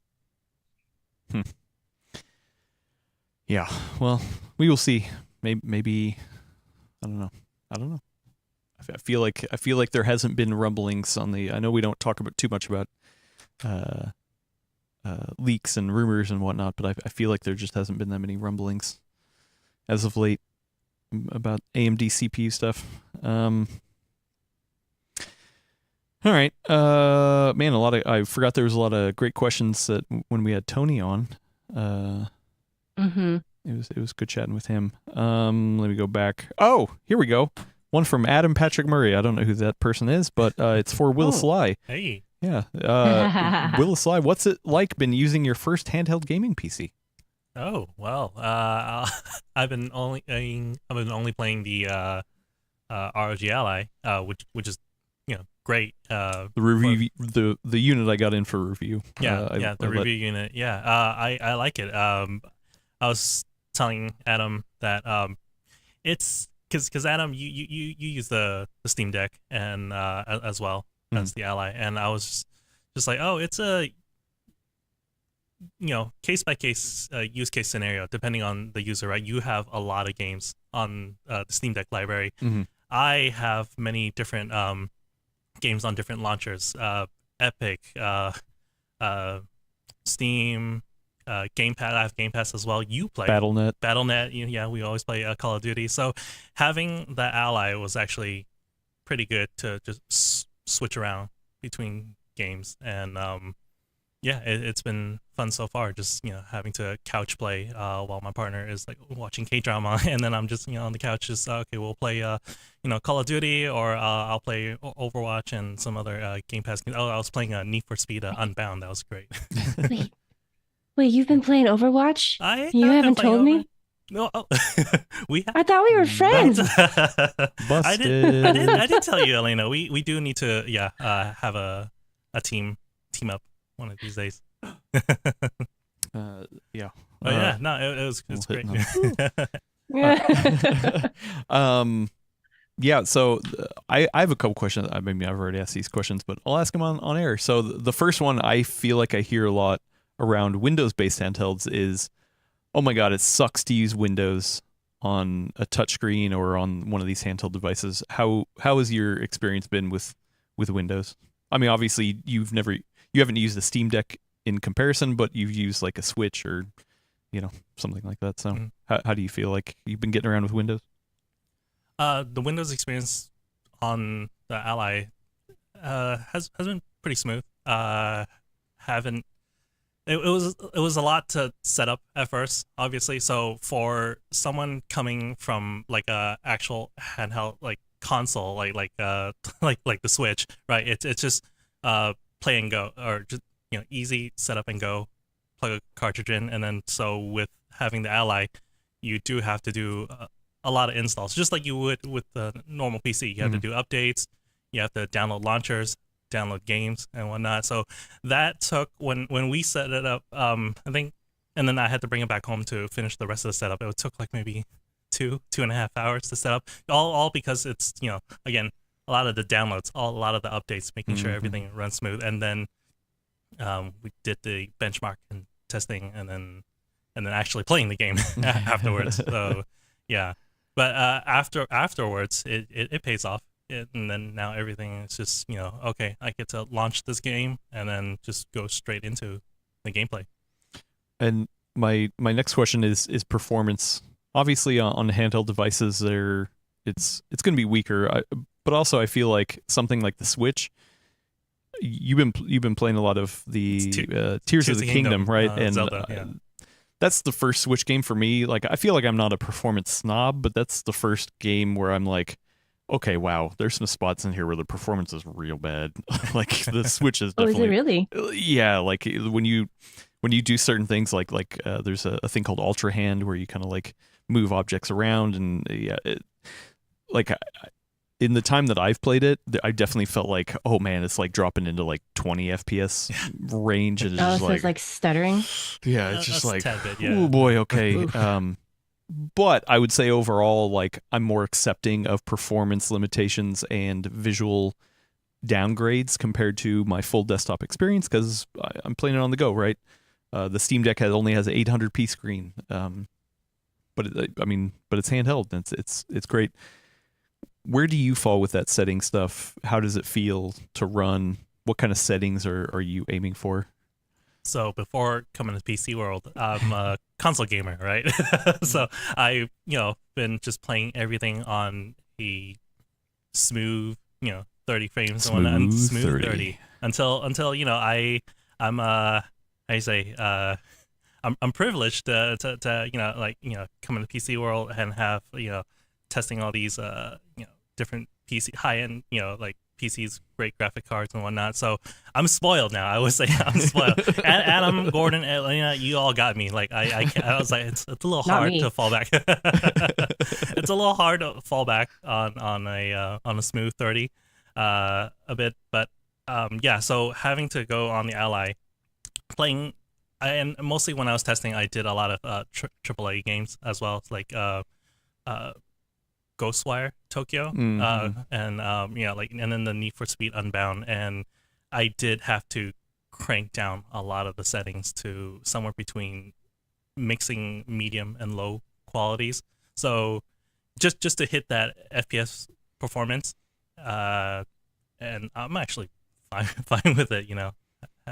Yeah. You feel like it's enough of a trade-off? It's definitely enough.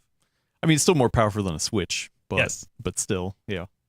And you get to Robert says I don't know if you've tried it. I mean, not that it's legal or anything, but have you done any emulation? I have with your own ROMs, of course. I have. Okay, so I feel like that's and we talked about this in an interview with the Fox. Like, I feel like the handheld gaming stuff, there's kind of the two communities. You have the normal PC games that we love and play, but then there's also the emulation stuff. I mean, the Steam Deck is already more than powerful enough to play a lot of emulated stuff up to and including the Switch. But the Ally, I mean, there's definitely been some really good gameplay, shown off on emulation stuff. Are you interested in the emulation stuff at all? Yeah, I would like to just kind of tinker around with emulations and whatnot. Download your own ROMs. Yeah. or make your own ROMs. The only thing I was worried when playing with the Ally is the battery life. Only because, like, you can configure it to different settings. Power profiles. Power profiles. So, because there was like low, normal, performance, and then turbo mode, and then so when you plug into power, you can just maximize it to turbo, and that's fine. But it's like, okay, end of the night, I just want to to just wind down, play it on my bed, and I will have to drop it down to like maybe performance, maybe like low which mode, is 15 watts. Yeah, 15 watts, and yeah, just to get more juice out of it. Otherwise, if I crank it all the way up, I'll probably only have less than an hour or so. Yeah. Oh yeah. I mean, which is funny because that's actually how I use my Ally, on the couch, where my significant other is watching something on the TV, and I'm like, oh, okay, I'll hang out and play a game.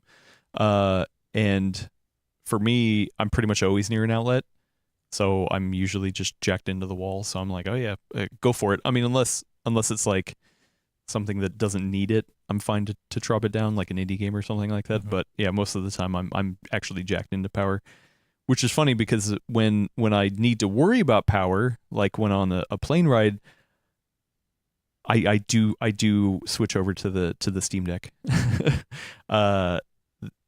The Ally has pretty much replaced my Steam Deck at home for what I do, but when we went to LTX, I looked at both and I was like, I'm still just gonna fall back on the Steam Deck because I feel like I know the power draw and like how to configure the settings and get the most performance out of it. And maybe that's just me because I haven't been messing around with the Ally as much off the wall. So that definitely falls on me. So, I mean, you can definitely, there's been videos, like the Fox has some great videos of finding the best performance ratios and efficiency curves and stuff like that. But yeah. How for your experience, how easy was it to customize the Steam Deck to, make it run and play a game like right away out of the box for yourself? I mean, the greatest thing for me is that you can configure not only the wattage that it can output, but you can configure more granularly the actual screen. So a lot of times, like it has that option to force the refresh rate of the screen down to 40 hertz, which is a good sweet spot, especially at least for me on the Steam Deck. And I feel that's one of the better places for the Steam Deck in terms of performance efficiency. And so like the 40 hertz mode is awesome to get into, and it's not as easily configurable on the Ally. So yeah, that's it's fun stuff. Anyway, well, yeah, welcome to the world of handheld gaming devices. Elena, any interest in handheld? I know typically you don't. It's really funny because I definitely had a Game Boy when I was a kid.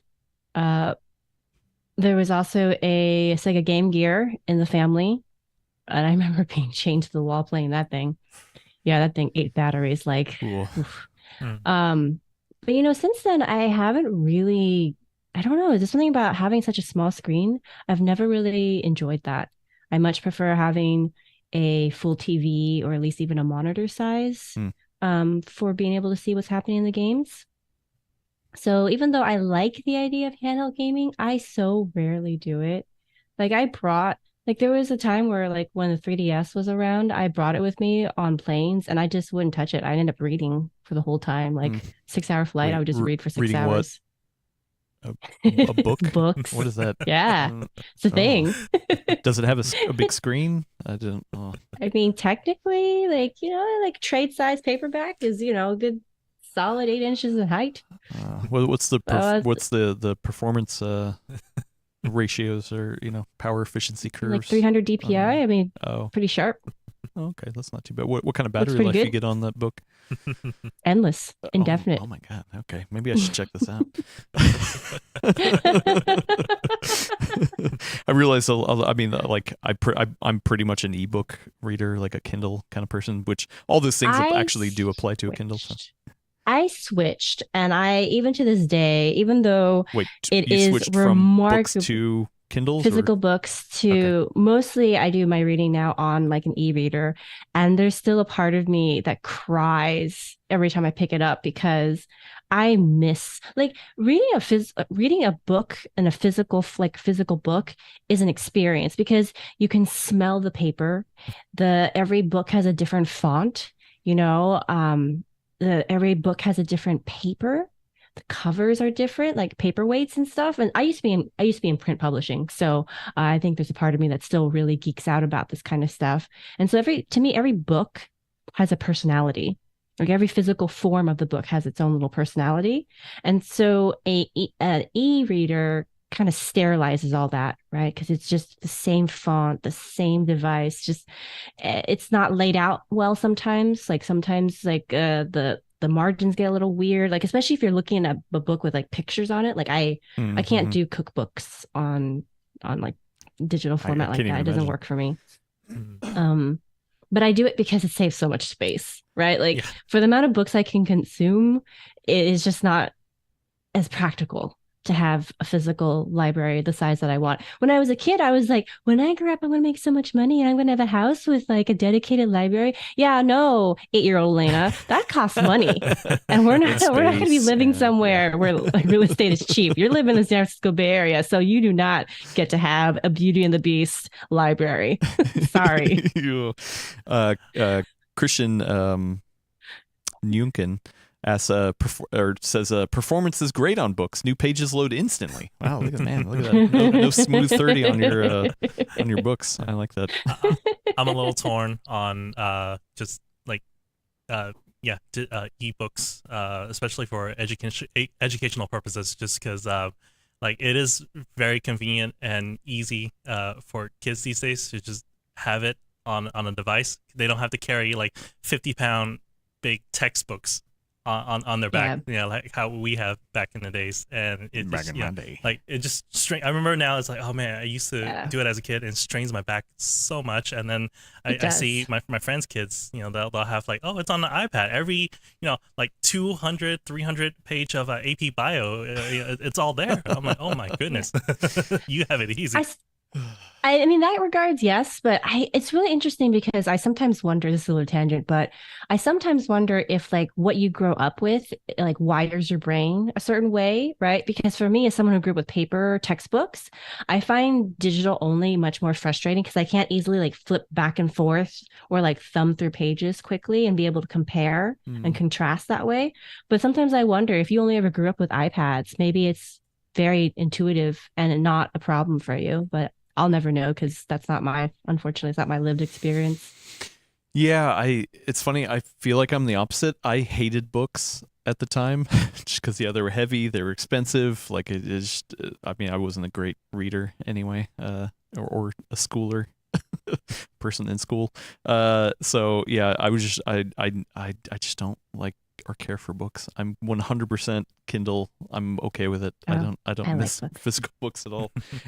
Love them. So I'm not going to take credit for this. I'm not going to say I take credit for this, but I remember back when I first went to college in 2001 that I remember going like, okay, well, what classes do I have? I got to go to the bookstore. I got to buy these books. Oh crap. Do you buy them new? Hell no, you don't buy them new. They're way expensive. So wait, I'm buying somebody's already used book and it's still thousands of dollars to get all the books that I need for my semester. Oh my God, this is horrible. And I was like, man, imagine if I could just get all the books on the computer and then you can just check it out on the computer. And then you don't even have to have the physical thing. You don't got to buy it. You can just check it out on the computer.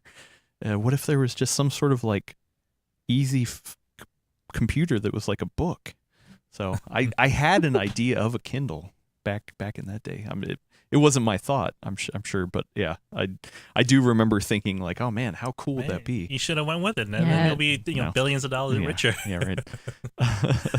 But yes, I mean, I think that's my lived experience is like for college books, like just like put such a huge like tamper on like just the cost of it and like the size of it. And they're like, expensive. That whole thing was just like, yeah, this is stupid. I don't want any books. And then you move around a lot like I do, and I'm just like, oh, boxes of books are heavy as hell, so I don't want to carry these around. Just get rid of all of them. No, I understand. I liked it. I mean, honestly, I think college was a better experience with textbooks because a lot of times professors would be able to like give you sections of it, so you could go down and like pick it up from like one of the local copy shops, or you could buy a version of the textbook where it actually was like separated out, so you could only carry just like the section you needed at that time, as opposed to just like gigantic tome of a book. But I don't know. I like the physicality of real books, physical books. It's funny because that doesn't. I actually, where that breaks for me is like magazines, or comics or manga or something like that. Like I feel like that experience is separate from like just a book with words. A book with words, I'm like, whatever. But yeah, you're right. The pictures, or especially a magazine, like I feel you get color and the layouts. Definitely different. Like I definitely had a magazine collection that I tried to grow for a little bit. I was like, whatever. Okay, I don't want to carry this around either. But magazines. The fun ones were the fun, this is a little bit nostalgia, right? But like the fun magazines are the ones where they would actually create pictures with the spines, right? So if you collected the magazine over the course of a year or something, it would form a picture. I thought that was really cool. Like little Easter egg for people who like stuck with the subscriptions. Yeah, super cool. All right, a couple more questions and we'll get out of here. We had a bunch of questions from the Q&A episode that we did a while ago. Were you on that one, Elena? Where it was just all Q&A? I can't remember. I think so. Okay, well, I know there was right. I know there was some on here that we didn't get to, like a friend of the show, Coffee, put in a bunch in here, so I want to go back and kind of cover some of these. Let's see. Elena, this is from Starscreamus. Did I ask you what your ideal breakfast for dinner meal is? No, I don't think you asked me that question. Okay. So maybe I missed this episode. What is your favorite breakfast for dinner meal? Actually, do you even like breakfast food? I mean, I like it. I like it as a concept, but I generally end up skipping it during a workday because I just don't make time for it, unfortunately. I know this is kind of a hard question for me because I think the question is about like traditional or typical American breakfast foods, like what would you eat for dinner? Yeah. And not actually like what did you grow up eating for breakfast? Yeah, which is sometimes could be already classified as dinner. So that's why there's this moment of me trying to figure out which way to answer this question. I think if I was going to choose an American style dish, it would be corned beef hash. Yeah, that's usually my default when I go to a diner. Corned beef hash. Or poached eggs. Or sorry, not egg poached eggs. I like those too, but specifically eggs Benedict. Yeah, that's good. Willis, what's your go-to breakfast for dinner? Kind of like is it Denny's Grand Slam? You know, just eggs, eggs, classic. hash brown, and sausage. Yeah. Dang. Yeah. I'm gonna go waffles, so more of like a desserty kind of breakfast. Oh yeah. dinner. Do you like French toast too? Yes, but I feel like French toast, if it's not cooked enough, or like I feel like oh yeah, that's I've had plenty of like French toast that's just like God, yeah, because it could be really soggy if they don't cook it well. Chewy. Yeah, where I feel like at least a waffle, like it's really hard to mess up a waffle. I mean, if you mess up a waffle, there's something wrong. So no, I get it for sure. Yeah, definitely team waffles. Another food question. Here we go. Sid Lives, friend of the show, Sid Lives asks, how do you like your steaks prepared? Elena, do you eat steaks? Yes, I do. How do you like them prepared? I could do either steakhouse rare or steakhouse medium rare. Basically rare with either a warm or cool center. Both are fine with me. I will eat other versions of it. But if it's like a really dry, well done, that makes me sad. See, that's how I grew up. My dad's not watching, so my dad was very much a well done. This thing is gonna bounce off the floor if you throw it down. Oh, no. Like so, like growing up, I just thought a steak was like, oh, that's a steak. It's just well done. Yeah, boy. You kind of scrape off some of the char because you're like, that's a little too charred. I'm going to scrape some of these. He's like, yeah, scrape it off. It's fine. So that's how I grew up, but I don't enjoy that. So I mean, yeah. So yeah, I'm medium rare, but usually fall on the side of medium. I want it a little more cooked than rare. So like, yeah. So you don't have to gnaw on the steak. Yeah. Because a little more pink than red. Yeah. I feel like sometimes it's just a little too chewy. I'm like, I wish it was cooked just a little bit more. But yeah, Willis. Same. And funny enough, I did cook a steak last night at a medium level. Yeah.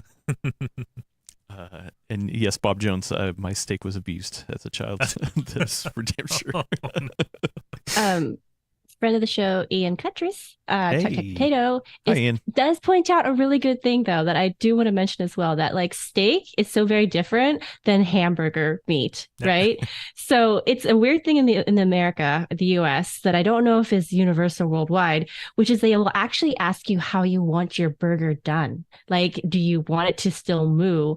And because it's ground beef, I'm always like horrified because I grew up flipped from you. So my dad would cook the steaks rare, but he would always do the patties well done because of sanitary, like health reasons, right? So the first time I went to a restaurant in my entire life, they were like, "How do you want your burger done?" And I was like, what do you mean? I want it cooked. Like, I don't understand this question. One of my friends had explained to me, they're like, "Oh, you can get it medium or you can get it well done." And I was like, "Oh, I want it well done. I don't want to get food poisoning." What is everyone else doing here? Which, same for me. Funny enough, yes, my dad, he would make the hamburger patty and then just be like, "Oh yeah, that thing's cooking. It continues to cook. Oh, it's got no color left. All right, here you go." So yeah, that's how my dad just grew up kind of cooking everything. I think it's a safe way, right? Yeah, you don't get sick. But for me, so the difference for me, the only time that I would get like a medium burger, and which I do, often, is that if you know that the actual ground beef is from like a local source and it's all from a single cut of meat and it's prepared at the place, so like for the most part it's like, okay, usually ground meat is like, okay, that's ground and who knows what's in there and how many different sources it came from. But like if it's a really good, like I'm thinking like Cloven Hoof, which is like a butcher shop in Oakland, and like it's like, okay, like it's a butcher shop, they get their meat from like actual farms in the Bay Area, and it's like, okay, well, if it's controlled like that, I'm okay getting something that's a little less cooked. But yeah. Yeah, that does make sense. And people in the chat are pointing that out. But because when I go to restaurants, I am not a fancy person when I go to restaurants. And that experience when I was like, I don't know, a teenager was definitely at a cheap joint, right? Okay. So like your standard, I don't know, like not Denny's, but like, a diner type situation. I was like, oh, I don't trust this. I don't trust this at all. Like, you're not serving me good cut of meat. Like, I need that thing nuked. Thank you. Yeah, I mean, and they don't offer you it like a Burger King or McDonald's or something. It's just like, no, this is how you do it. And I wouldn't want anything any different. Oh, there we go. Okay, Willis. Oh my gosh. Yeah, jarred. Sorry, Willis just put in a poll, so that's pretty good. Or how you like your steak done? Yeah. I'm gonna do a screw check-in. Liquidara had asked, did Adam ever find the screw from the last build stream? Oh. Oh, wow, that's remembering that detail quite well. Yeah, I had answered it at the last show. I'll answer it again. No, that screw is lost to time, I think. I mean, the system's running. I've had no problems. And then one day, yeah. Oh, you know what? I should say. So Fractal was at LTX. So I got to speak with a designer, Alexander, really nice guy, and then our typical PR contact, he was there as well. So we were chatting. They had a really cool booth set up. They were also like overclocking. God, who did they have there for Splave, right? I think it was Splave who was there overclocking, and they were using Fractal Case. Anyway, cool setup. But I asked them, I was like, listen, and I know you asked them as well separately. Yeah. I was like, listen, the Fractal Terra, everybody's asking about that green color, the jade. It's officially called jade. When the hell are there going to be some more jade coming in? And I asked them if I could say this publicly, and they were like, okay, so they actually have been getting shipments in, but because the back order is so long on places like Newegg, it's essentially just been fulfilling back order, and so it hasn't been available to just buy now. Mm-hmm. But they feel like the next shipment they have that will be here by the end of August should fulfill most of the back orders and have some left over to be able to just buy now. So September onward, so start becoming more available. Hopefully, theoretically, at least that's what they said. They said I could say publicly. So if you're interested, in that one, then yeah. Keep a lookout. Yeah, so when we were on just having a break during our stream, and we went to go check out the show floor in the convention center, because Adam met with Fractal first, and then I was like, oh, I wonder if they had the jade color Terra, and then so I went over to it and I saw it. They had a display on it. I was like, yes, this is the one. I was like, oh, so you liked it in person? I liked it in person. So actually, having to actually see it, like, it makes more sense. They also decorate it in a way that it's more like home style. Like their booth is like a home style, like, a look. And I was like, yeah, because if I want a case like that, and it's gonna be for my living room, like, and we have a lot of plants as well. So I was like, oh, this is actually really nice to just kind of just blend it all in together. Now that you've seen it in person, do you think Elena would like that jade color? Yeah, I think so too. Actually, no. No. Like, I like it as a color. Like, I think it's a good looking case, but I tend for like decor, I tend to choose more neutral colors or even just more plain, like gray, white, black type things, because for whatever reason, I get very restless. And so if I want to change, or like I get tired of colors really quickly, so I'd have to change it frequently, or I can just pick something more neutral and then I just don't really notice it. And then I never have to keep spending money on home decor. Ruru2's got it, a nail right on the head. Fractal Terra for cottage core gaming. Yes. Yes. You know what? Yeah. Mid-century modern is very hot still. So the other end of the coin, and something luckily Gordon's not here to argue with, is performance, right? And like, so the performance I've had so far with my system that I've been using is 7800 X3D with a slim cooler. God, what's the company? I can't remember the name of the cooler I used, but and then a 7900 XT system in there. Like the thermals have been great. Like it's in my entertainment center. It's got room around it, but it's I'm not like, it doesn't have like amazing airflow or anything like that. And even then, like, I'm not really topping out at like higher than like 73C on either of them. The downside is there's no mesh, so I think that's the other thing. After a while, I do want to kind of get in there and be like, okay, well, how much dust is and cat hair is accumulating in there because of that.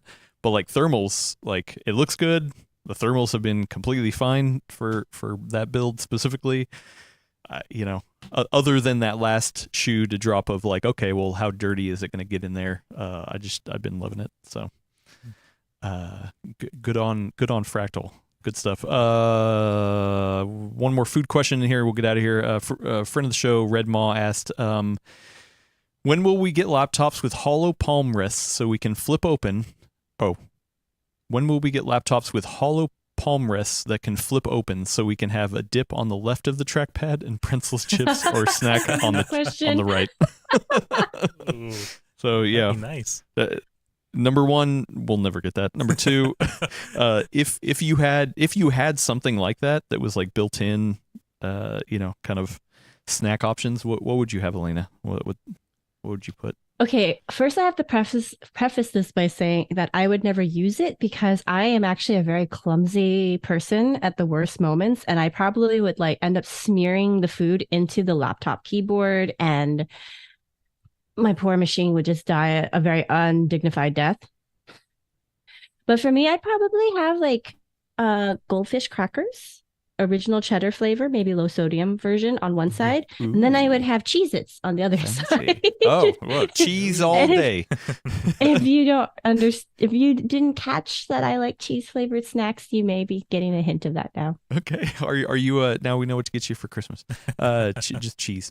Just a big wheel. Just roll in a wheel. No, not cheese specifically, cheese flavored carb snacks. Oh, okay. So we're talking like Cheez-Its, goldfish, better cheddar, those weird planter puff balls, things like that. What about Cheez Whiz? Oh, that's gross. Oh, okay, so you draw the line at Cheez Whiz. Okay. Anything that comes in a canister that you just that's aerosol based. Yeah. It's like I'm not against the idea of the flavor of Cheez Whiz, but I'm very against the texture of Cheez Whiz. I definitely had a phase in the college years where it was a chicken and a biscuits with Cheez Whiz. And just, Oh yeah. Oh yeah. For me, it was discovering the Costco-sized boxes of goldfish crackers. I don't know if I mentioned this on the show, but apparently I ate so much of it in college, I actually flipped like some kind of internal switch where I was like, I'm good. Oh, I'm really good on like, this. okay, and I was like, up. I went, yeah, like I got like my fill of it, and like it was like a solid decade before I could eat them again because I was just so good on them. I think everyone has that story, yeah, of something they ate a ton of, and then they're like, okay, I think I'm good. Yeah. Okay, we got a last serious question that just came in here that I definitely want to ask. Friend of the show, Bob Jones, what happened to the cheaper ROG Ally model? Yeah, that was the one that was announced that had the Z1 chip, not the Z1 Extreme. It was supposed to be, I believe, $100 less than the Z1 Extreme model. I don't remember when they promised it was going to be launched or if they even had a launch date, but you're right. I have no idea where it is. I will say I was at Best Buy before we went to LTX. What was I getting there? Oh, I was picking up the laptops for a video series that we have coming up later. But I did ask the person. I was like, oh, hey, by the way, do you have I saw the end cap for the ROG Ally, but they didn't have boxes out. Of course, it's Oakland. I'm sure they probably just would have got stolen. So I was like, oh, do you have any ROG Allies in the back? And they're like, oh yeah, we got a ton. We even have a bunch of return units. And I was like, oh, why are people returning them? Are they problems, whatever? And he was like, I don't know. But he had told me how much it was off to get one of those return units. So I don't know if it was open box or refurbished or what. I didn't ask that deep, but yeah. So they had a supply of already the Z1 Extreme versions. So my guess is that somewhere either the supply is being constrained at the Z1 level. So maybe it's manufacturing on that end that it hasn't come to fruition. Number two, maybe it was already supposed to launch a little bit later and we just haven't got to it. Number three, maybe the demand has just been softer on the Z1 Extreme version, so they haven't launched that.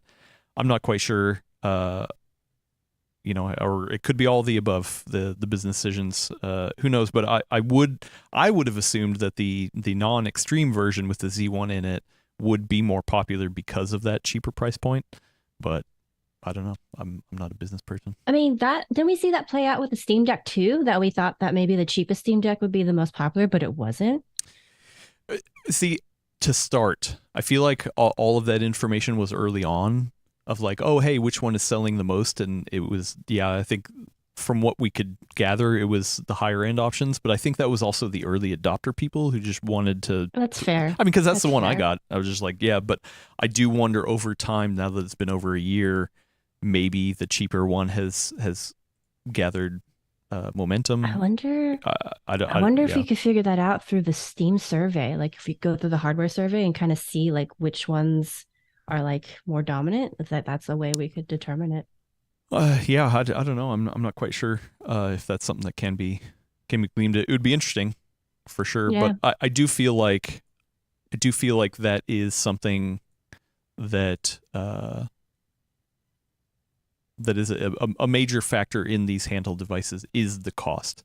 Like, yes, the Ally with the Z1 Extreme can be way more powerful than the Steam Deck, but that Steam Deck just has that entry level price that's just like so nice. Yeah, I mean, in the ecosystem, and it's easier to kind of set up and use. I mean, I think the next step for you, Will, is to go back to your journey on it. I would want you to try a Steam Deck next and see how you feel about that, especially coming from a Windows-based device. Yeah. So, anyway, who knows? I can try to reach out to ASUS, see if they have any comment on the non-extreme version of the Z1 coming out. But yeah, I'm very curious about that. Anyway, we should probably get out of here because now I'm hungry and we need to find some cheese related food for Elena. Before we go, I have my goldfish ready on the side. You don't even know. Oh, it's wow. ready. It's just right here off camera. Like right on the edge. Real quick before, and I have a steak in the freezer that I'm gonna take out now that we've talked about it. Ooh, you know what? You cook the steak and you crumble up some goldfish and sprinkle on top. Yeah. Fun fact. I know. Sorry, Willis, you're gonna say something, but fun fact. If you didn't know this, my cat also likes cheese flavored snacks too. when he was not on a restricted diet, we used to bribe him by giving him like crumbled bits of Cheez-Its, and he would just go ham on it. It was so cute. Wow. I will say, BB, rest her soul, she loved all kinds of fish. She would just beg. I mean, she would literally get in the face when we're eating anything. Guthrie, he's not that way, except for one thing, and it's French fries. He like loves French fries. It's really weird. He has excellent taste. Yeah. So I give him French fries. So I'm like, all right, you know what? You go for it. Deep fried carbs. Yeah. Amen. Yeah. So that's the one thing. I mean, he will be interested if we have food around, but he won't like hound us. He'll just be like, oh, and then I'll be like, no, it's okay. It's not for you. And then he's like, okay, whatever. But French fries, he will definitely hound. Does he have a preference for French fries? Like, does he like disdain In-N-Out French fries for being kind of weird and like prioritizes McDonald's French fries? Or like, is there a hierarchy? Well, McDonald's French fries are the worst, so I would not bring those home for him to try. So he's not even going to know the answer to that. But yet, no, In-N-Out, we usually eat fresh there. So he's never had that opportunity. I guess most of the time it's Burger King because we have one kind of close to us. So it's if we're going to bring something home, it's usually like or fast food related French fry would be a Burger King. So I guess I only have a sample size of one Burger King fries. So I didn't know you can feed your pets fast food. I mean, you can feed them whatever the hell you want. You shouldn't, but also, you know, he's an older gentleman. He's living his best years. So I'll let him have some fries. That's fine. So sorry. Before we go, I just want to share the poll that we did on the who will win the blindfold cable management challenge. Oh yeah. The final came down to at 130 votes. Gordon leading at 36%. Elena coming in at 32. What? Oh, pretty close. And then, what? And then Brad 18. Adam, 12. 12%. Okay. Wow, you all have way more confidence in me than I do in myself. I think I voted for you too. So yeah, Adam, work harder next time. Well, the next build. I guess, man. Prove everybody. Am I just known for bad cabling? Is that I had no idea. I don't think so. This is maybe or maybe just other people are better than I am. I put my money on Elena too, actually. Okay, yeah. Honestly, though, I really think that the battle is between Brad and Gordon because I think that both you and I don't care enough, Adam, to like really be like, yes, I'm going to win this. We're just like, whatever. We're just going to laugh at the other two while they just go like head to head. Definitely. Yeah. That would be kind of fun. See, if we get a booth at LTX next year, we'll definitely do funny stuff like that. Hell yeah. So yes. I'll try to make it happen. Anyway, let's tune in next week for your dose of tech talk here on The Full Nerd. If you want to leave us a review, which you definitely should, because it helps the review fairies give us review juice on whatever platform. You definitely go over to Apple Podcasts, Spotify, not Stitcher, because we got Stitcher dead. Pocket Casts. I like Pocket Casts. That's where I do it, and they just added the new feature for leaving reviews, so you should do it over there. Every time you do, Guthrie gets a French fry. So you want Guthrie to get some French fries. I don't remember what Gordon says after that, but I'm just gonna say thank you to Brad for joining us and coming back safe and sound. Thanks, guys. That's my Brad voice. I don't know. It doesn't sound like Brad at all. Elena, thank you for hanging out and talking food. It just always goes into food talk. Yeah, one of my favorite topics. Yeah. Not a hardship. You need it. You just need it. You can't live without it. And thank you, Willis, for controlling the verticals and horizontals. Get us out of here. All right. Thank you, everybody. Thanks for tuning in. We will see you next week. And we're gonna have lunch. And as a friend in the chat. Sharf2K says, we're going to go write some nerd-sery rhymes. Nerd-sery rhymes after the show. So, yeah, we'll see you guys later. Have a good day. Bye. A-I-A-I-O. With an accelerated processor here, an accelerated processor there.